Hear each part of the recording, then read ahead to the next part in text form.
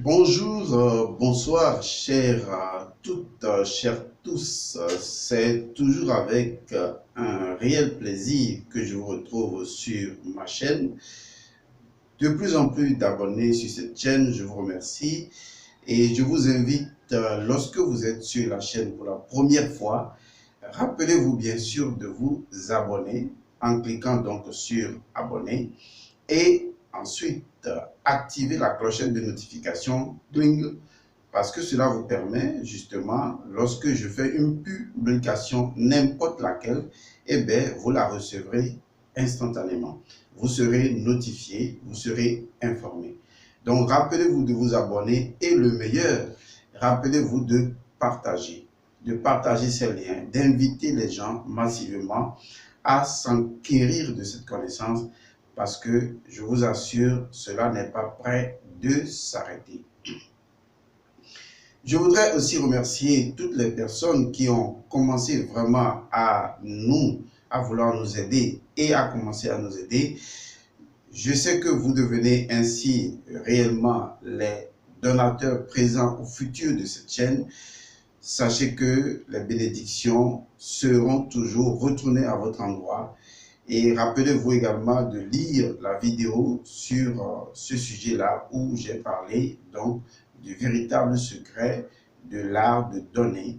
Et cela vous permettra de donner et de multiplier vos richesses en donnant à la vie qui, à travers vous, va éveiller les consciences. Aujourd'hui, nous allons retrouver une saga que nous avions laissée pour un temps parce qu'il était nécessaire d'aller sur le code du vaudou, mais aujourd'hui, nous allons revenir d'abord à une saga que nous avions entamée entre-temps. Il s'agit naturellement de mystère christique. Rappelez-vous, dans certaines vidéos liées sur cette playlist-là à la vie christique, pour expliquer le fondement de la nature des choses au niveau de la spiritualité chrétienne ou christique, nous avons fait un ensemble de vidéos pour vous éclairer sur un ensemble de choses. Lesquelles vidéos, certainement vous avez apprécié, lesquelles vidéos vous devez réécouter pour vous approprier en profondeur ces secrets-là. Et aujourd'hui, nous allons aborder une autre thématique de cette playlist, c'est-à-dire de cette saga, de cette aventure mystère christique. Il s'agira justement de parler du mystère du lavement des pieds. Mais ce que vous devez savoir, cette vidéo, quand vous allez la suivre sur le mystère du lavement des pieds, il sera, disons, un tout petit peu incomplet et vous ne trouverez sa partie complète que lorsque vous allez repartir sur une autre playlist intitulée Le Code Vaudou, qui sera la suite de cette vidéo. Donc, vous voyez, je vous le disais entre-temps, que lorsque nous allons arriver sur le lavement des pieds, nous allons devoir combiner deux playlists ensemble. Je ne sais pas comment ça se fait encore sur YouTube, mais combiner deux playlists ensemble vous permettre de savoir que une vérité qui sera dite sur la playlist Mystère Christique, eh bien, vous retrouverez son complément ou son fondement sur la playlist ou la saga intitulée Le Code Vaudou ou la métaphysique du Vaudou, dont le premier chapitre et ses suivants s'intitulent toujours Le Code Vaudou. Vous avez compris que lorsque vous aurez fini de suivre cette vidéo, il vous faudra aller suivre la vidéo sur le Code Vaudou, qui sera donc, je crois, la 11e vidéo numéro 11. Mais toujours est-il qu'il faudra vous retourner sur les précédentes vidéos du Vaudou pour comprendre toute la logique qui a commencé depuis l'épisode numéro 1 jusqu'à l'épisode numéro 11 qui sera lié justement à cette vidéo-ci de mystère christique, le lavement des pieds. Je crois que j'ai été assez clair après quelques 4 minutes vers 8 secondes sur la question. Alors, revenons donc à ce qui nous intéresse aujourd'hui. Et pour pouvoir mieux approfondir la connaissance à ce niveau, nous avons pris le passage de la Bible qui nous ramène au lavement des pieds. Et c'est à ce niveau que nous allons, après la lecture, comprendre le mystère qui se cache derrière le lavement des pieds. Vous allez trouver, disons, ce passage-là dans l'Évangile selon Jean. dans l'évangile selon Jean, un chapitre très révélateur parce qu'il s'agit de ce même chapitre dans lequel Jésus a annoncé à ses disciples que quelqu'un allait le trahir. Vous voyez?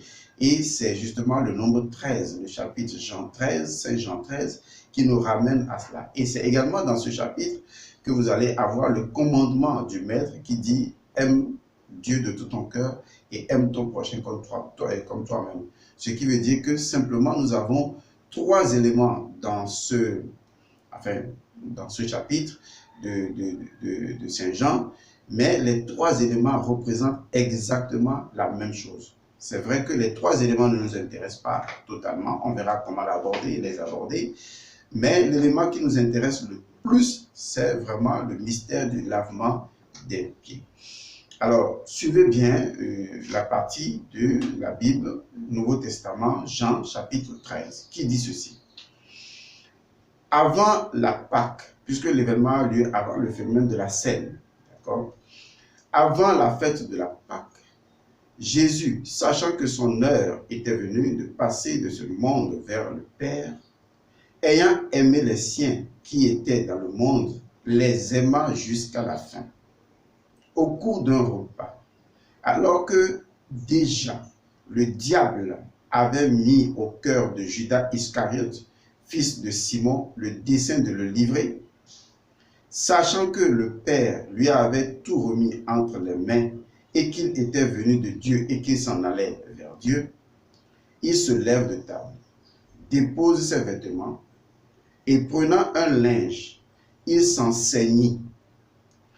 Puis il met de l'eau dans un bassin et il commença à laver les pieds des disciples et à les essuyer avec le linge comme il était saint, dont il était saint. Saint de quoi? Voilà. Il vient donc à Simon-Pierre qui lui dit, « Seigneur, toi me laver les pieds ?» Jésus lui répondit, « Ce que je fais, tu ne le sais pas à présent. Par la suite, tu comprendras. » Pierre lui dit, « Non, tu ne me laveras pas les pieds, jamais. » Jésus lui répondit, « Si je ne te lave pas, tu n'as pas de part avec moi. » Simon-Pierre lui dit, « Seigneur, pas seulement les pieds, mais aussi les mains et la tête. » Jésus lui dit, « Qui s'est baigné n'a pas besoin de se laver. Il est pur tout entier. Vous aussi, vous êtes purs, mais pas tous. » Il connaissait en effet celui qui le livrait. Voilà pourquoi il dit, « Vous n'êtes pas tous purs. » Quand il leur eut lavé les pieds, qu'il eut repris ses vêtements et se fut remis à table, il leur dit, « Comprenez-vous ce que je vous ai fait? Vous m'appelez Maître et Seigneur, et vous dites bien, car je le suis. Si donc je vous ai lavé les pieds, moi, le Seigneur et le Maître, vous aussi, vous devez vous laver les pieds les uns les autres. Car c'est un exemple que je vous ai donné, pour que vous fassiez, vous aussi comme moi, j'ai fait pour vous. En vérité, je vous le dis, le serviteur n'est pas plus grand que son maître, ni l'envoyé plus grand que celui qui l'a envoyé. Sachant cela, heureux êtes-vous si vous le faites. Ce n'est pas de vous tous que je parle. Je connais ceux que j'ai choisis, mais il faut que l'Écriture s'accomplisse. Celui qui mange mon pain a levé contre moi son talon. Je vous le dis dès à présent, avant que la chose n'arrive, pour qu'une fois celle-ci arrivée, vous croyez que je suis. En vérité, je vous le dis, qui accueille celui que j'aurai envoyé m'accueille, et qui m'accueille accueille celui qui m'a envoyé. » Ayant dit cela, Jésus fut troublé en son esprit et il attesta. En vérité, je vous le dis, l'un de vous me livrera. Les disciples se regardaient les uns les autres, ne sachant de qui il parlait. Un de ses disciples, celui que Jésus aimait, se trouvait à table tout contre Jésus. Simon-Pierre lui fait signe et lui dit, demande quel est celui dont il parle.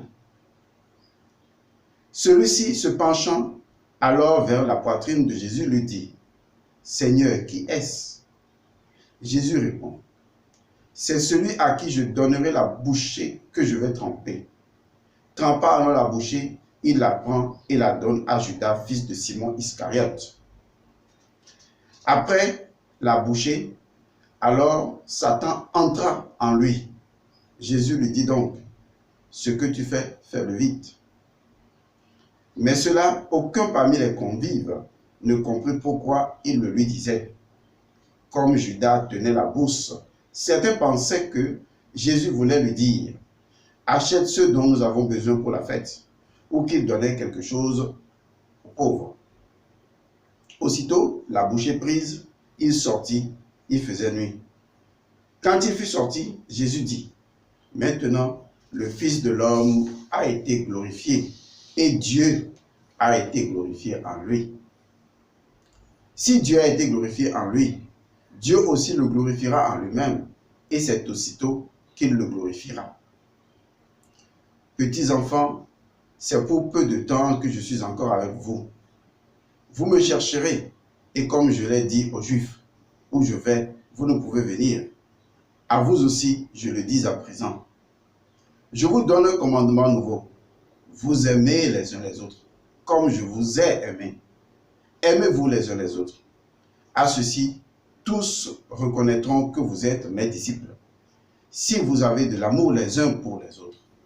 Simon-Pierre lui dit, « Seigneur, où vas-tu » Jésus lui répondit, « Où je vais, tu ne peux pas me suivre maintenant, mais tu me suivras plus tard. » Pierre lui dit, « Pourquoi ne puis-je pas te suivre à présent? Je donnerai ma vie pour toi. » Jésus répond, « Tu donneras ta vie pour moi? En vérité, je te le dis, le coq ne chantera pas que tu ne m'aies renié 3 fois. » Donc nous sommes là dans le chapitre, je crois, entier de l'évangile de Saint Jean, chapitre 13. Et ce chapitre est très révélateur de ce dont nous voulons justement parler.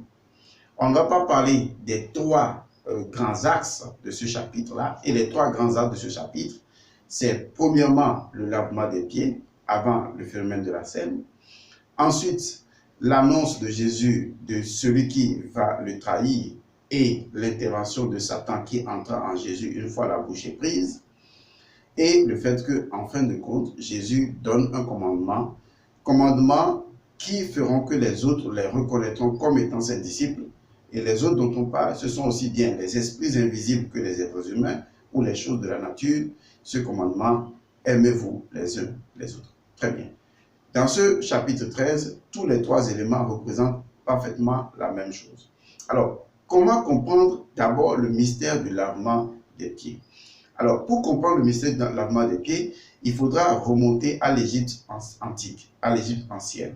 Et c'est comme ce que je disais tantôt, à savoir, dès que vous allez suivre cette vidéo, il vous faudra suivre une autre vidéo sur le Code Vaudou, épisode 11, qui vous révélera le fondement même lié au lavement des pieds dans la tradition de l'Égypte antique et pourquoi cela a été fait. Et donc, ce que je vous dirai ici n'aura sa profondeur que dans la playlist, le Code Vaudou ou la métaphysique du Vaudou. Mais néanmoins, nous allons nous circonscrire pour le moment dans le contexte chrétien pour montrer ce que signifie justement le lavement des pieds.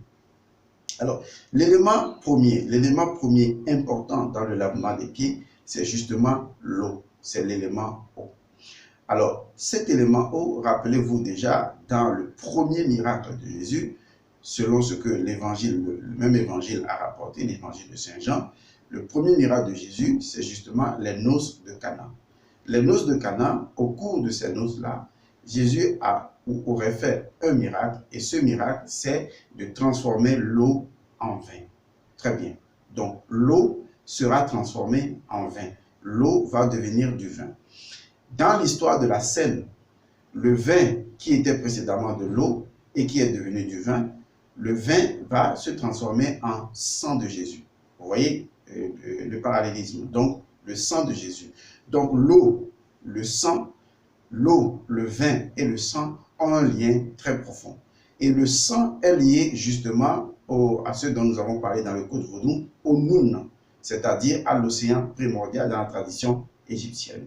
Et le sang, c'est également l'élément lié à notre âme, mais c'est également le vecteur de notre destinée, le monde de notre destinée.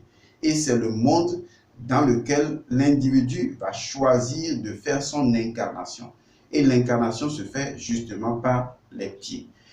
C'est pourquoi je disais tantôt que si vous restez circonscrit dans la tradition chrétienne, dans les mystères chrétiens, sans avoir recours à sa fondation qui constitue les enseignements égyptiens, vous ne pourrez pas vraiment comprendre. C'est pourquoi je vous retourne à cette vidéo que nous allons faire à la suite de celle-ci, dans le chapitre 11 du Code vaudou. Mais de façon liminaire, qu'est-ce que ça veut dire le lavement des pieds? Même si on peut remonter à l'Égypte antique, on va l'expliquer pour le moment dans le sens chrétien. Donc quand vous comprenez le fait de l'eau, l'eau transformée en vin, le vin transformé en sang de Jésus ou en sang du Christ, c'est le bon mot, le sang du Christ, généralement c'est ça, le sang du Christ, cela veut dire tout simplement que Jésus est en train de pratiquer un rituel à ses disciples. Les gens pensent que, comme il a dit dans ce que nous venons de lire dans l'Évangile, faites ceci les uns aux autres. Quand vous lisez ces phrases, en fait, on ne comprend réellement pas la signification métaphysique de la chose. Cela voudrait dire, pour ceux qui défendent cette thèse-là, cela voudrait dire que Jésus, pour montrer que vous vous aimez les uns les autres, demande que vous vous lavez les pieds les uns des autres et vous le faites en mémoire de lui. Si on ne s'arrête qu'à ce niveau-là, ça ne veut absolument rien dire. Parce que on ne voit pas le caractère sacré, sauf le fait de commémoration, on ne voit pas le caractère sacré du rituel qu'il a pratiqué. Un maître ne se lève pas de table, se mettre en bas de ses disciples et commencer justement à leur laver les pieds. Alors, quand on se réfère à la métaphysique spirituelle, on se rend compte que tout ce qui est liquide, tout ce qui est sang, tout ce qui est vin, tout cela est lié tout simplement au serpent, c'est-à-dire à l'ouroboros. Et vous allez voir que Jésus a dit à ses disciples, de même que Moïse a élevé le serpent dans le désert, parlant du serpent d'airain, de même ainsi le Fils de l'homme sera élevé. Or, le serpent qui sera élevé, qui représente également l'ouroboros, c'est justement, naturellement, l'océan de vie, c'est également le Christ, c'est également le sang, c'est également l'eau. L'eau en tant qu'élément qui nous transporte du monde des vivants vers le monde des morts, pensant que nous n'allons pas être assoiffés dans le monde des morts, mais nous allons traverser cette région-là. Encore une fois, c'est seulement dans la métaphysique du vaudou que vous allez comprendre ce que je vais vous dire, parce que ici vous ne les comprendrez pas, tout comme la plupart des chrétiens ne les comprennent pas, parce qu'ayant perdu la souche primordiale. Donc, il y a une relation intrinsèque entre votre âme et justement vos pieds. C'est très important de comprendre cette relation-là. C'est la raison pour laquelle Jésus disait à ses disciples, quand il les envoyait, je crois, les 72, il leur disait, entrez dans la maison, si quelqu'un ne vous reçoit pas, eh bien, sortez de chez lui et époussetez vos pieds, éloignez-vous de la maison. Donc, on remarque encore le symbolisme du pied à ce niveau. Vous voyez, lorsque Moïse a voulu rencontrer Dieu sur le mont Sinaï, il s'est déchaussé. On remarque encore le symbolisme du pied. Et le symbolisme du pied est lié à la divinité Geb dans la tradition égyptienne. Et c'est seulement là qu'on peut comprendre le fondement de tout ce mystère-là. Et donc, Jésus va laver les pieds de ses apôtres, va nettoyer les pieds de ses apôtres en tant que préfigure à leur victoire dans le monde souterrain. C'est ça qu'il faut comprendre, en tant que préfigure à leur victoire dans le monde souterrain. Parce que dans le monde souterrain, la traversée de la droite, la traversée du monde obscur se fait les yeux fermés. Parce qu'en ce moment, la justice aveugle va opérer et l'individu ne peut compter que sur ses pieds, sur le trône de Geb pour traverser le monde obscur. Et la raison pour laquelle Jésus a lavé les pieds de ses apôtres, c'est pour pouvoir renouveler Hein, tout comme enfin, dans l'Ancien Testament, il y a eu ce contrat entre Dieu et les ancêtres de la Bible, avec l'histoire de l'arc-en-ciel, où Dieu dit à Noé, eh bien, je ne vais plus engloutir le monde, je donne comme signe dans le ciel l'arc-en-ciel, qui en fait représente également le serpent. Parce que l'arc-en-ciel est directement lié au monde aquatique céleste, donc aux eaux qui descendent du ciel. On voit également que c'est le symbole du serpent. Dans la tradition africaine, on parlera de Aïdo Wedo, on parlera donc de ce serpent céleste, qui en fait, ce n'est qu'une partie de l'Ouroboros, une partie de cette divinité dont nous sommes en train de parler.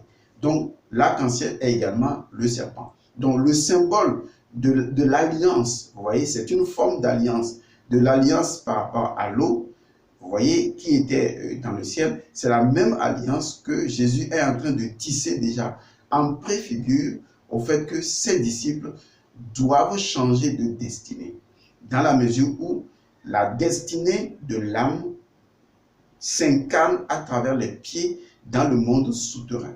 Nous sommes tous reliés à ce noyau de la terre qui est le fondement de notre gravité. Non pas seulement de notre gravité physique, mais également de notre gravité spirituelle. Les gens ne savent pas qu'il y a une gravité spirituelle. L'âme également a une gravité. L'âme pèse. Il faut comprendre que l'âme pèse. Si l'âme ne pesait pas, il n'y aurait pas d'incarnation. L'âme pèse à cause des éléments qui lui appartiennent. Je vais vous dire ça d'une autre manière. La colère a un poids. La frustration a un poids. Les inquiétudes ont un poids. Les soucis ont un poids ou une masse, si vous voulez. C'est la raison pour laquelle, généralement, lorsque vous êtes déçu par un certain nombre de considérations ou de frustrations ou des choses qui vous mettent mal à l'aise, vous avez comme l'impression que vous êtes lourd. Vous voyez, vous avez comme l'impression que vous êtes lourd.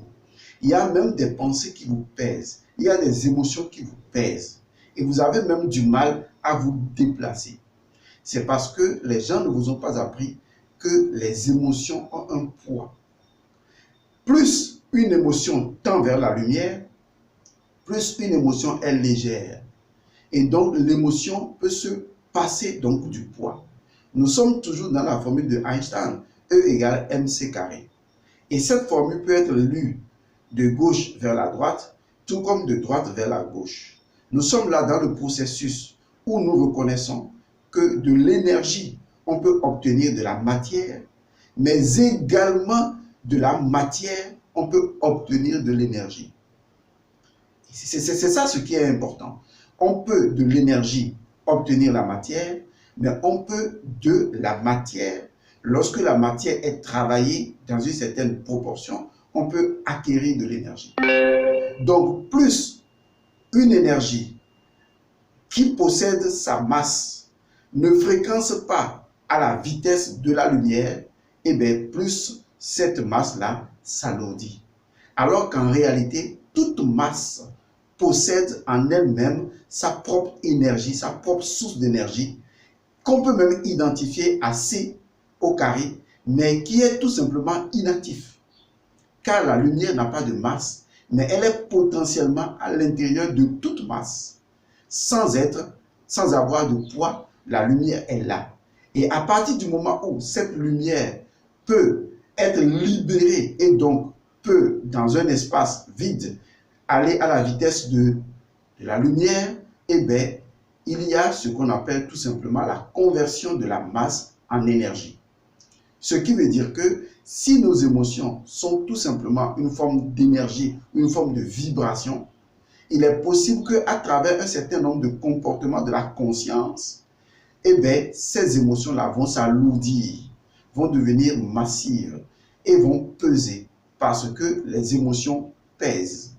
Parfois, quand les gens ont honte, dans nos traditions africaines, on lui dit, oh, regardez comme il a honte, il a même du mal à se déplacer. Parce que c'est une émotion qui vous pèse. D'accord? Il faut comprendre ça. L'émotion même a un poids. La pensée même a un poids. Tout cela a une masse. Donc, les pieds, c'est le domaine de notre incarnation. C'est de notre reliaison au centre de la terre. c'est le point de notre ancrage. C'est le chemin que nous devons emprunter. Ce qui veut dire que Jésus était en train de montrer à ses disciples le vrai chemin. Il était en train de leur indiquer que même s'ils ne voient pas, le fait que le maître ait lavé leurs pieds, les pieds possèdent une intelligence pour les guider vers le droit chemin. Et là encore, vous ne le comprendrez qu'en écoutant la vidéo sur le Code Vaudou, épisode 11, qui sera justement, relié à cette histoire de l'eau et du lavement des pieds. Donc, il faut comprendre que la dimension dans laquelle Jésus pointait ses disciples, c'est qu'il faisait une préfigure de leur passage dans le monde souterrain, dans les difficultés. Il leur traçait déjà un chemin, une route. Je vais le dire encore autrement pour que vous compreniez. Vous savez, l'eau n'est pas l'eau. L'eau, c'est le vin. Le vin n'est pas le vin. Le vin, c'est le sang. Le sang n'est pas le sang. Le sang, c'est le Christ. Par conséquent, l'eau est le Christ. Et donc, le fait de laver les pieds de ces apôtres, le point des pieds qui représente l'ancrage de l'être humain dans le noir de la terre, et donc ce qui indique son chemin initiatique, son cheminement dans l'obscurité, eh bien, c'est de mettre tout simplement le Christ à ses pieds. Et ça, c'est une métaphore très importante. C'est de mettre le Christ à ses pieds. Et c'est la raison pour laquelle il y a une expression qui a été utilisée dans l'évangile de Saint Jean, quand Jésus dit « Celui qui a mangé mon pain a levé son talon contre moi ». Et vous remarquerez également dans l'Ancien Testament, lorsque Adam et Ève ont fauté, Dieu a dit « Je lèverai une adversité, voilà le mot, entre la femme et toi, en parlant bien sûr au serpent. » D'accord? Tu lui mordras, tu vas mordre son talon et elle t'écrasera également avec son talon. Le rapport entre le talon et le serpent, entre le serpent et le liquide, entre le liquide et le vin et le sang et l'ouroboros, vous voyez justement la représentativité d'un nombre particulier, le nombre 13. Parce que le nombre 13 est le nombre du serpent, qui justement se mord la queue sans se mordre la queue. Et donc ce nombre 13-là, qui transparaît également dans le chapitre 13, a fait beaucoup peur de par le passé, alors que c'est tout simplement le nombre du cycle qui évolue dans l'éternité. C'est pourquoi dans l'évangile de Judas, Judas lui-même ayant écrit son évangile, va dire que Jésus l'a appelé la 13e étoile. Parce que c'est seulement la 13e étoile, l'étoile de la trahison. Et il faut comprendre la trahison comme étant un acte bénéfique, parce que le nombre 13 est également le nombre de 7. Puisque sur les 14 morceaux de Osiris, on n'a retrouvé que 13. C'est le 14e morceau qui a permis la résurrection d'Osiris. Il faut comprendre les métaphores. Or, le nombre 13, c'est le nombre de 7, c'est le nombre de Satan. Il a fallu le 14e morceau. Jésus et ses disciples sont au nombre de 14. Regardez bien, puisque après le départ de Judas, on a remplacé Judas. Plus le Jésus lui-même, il y a 14 personnes. 14 est un nombre christique lié également à Osiris ou à Osiré. Donc le nombre 13 est le nombre de 7.